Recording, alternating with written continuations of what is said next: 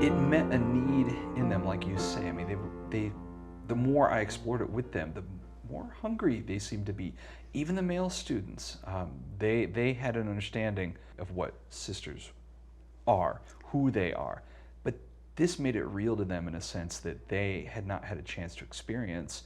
I think our students are already very social justice rich, but we're lucky in that way. We're lucky in that way, but I think adding the curriculum and then adding the presence of the sister has really taken it to a different level. Now they have this model that's come in and shown them how to take that social justice further. The curriculum is so strategic in that because our students are beginning to be much more open, their minds are getting open, and their eyes are really opening up a little wider to see that my role has changed because I can see that the sisters are giving me this model.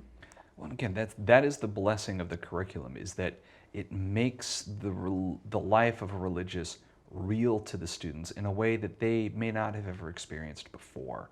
So when they see the videos, when they listen to the podcasts, and they get to hear the sisters tell their stories in their own words, makes them think that, well, hey, I could get to know a sister better. These women are really cool. It highlights the ways in which they are like me, and maybe that's somewhere that I want to go.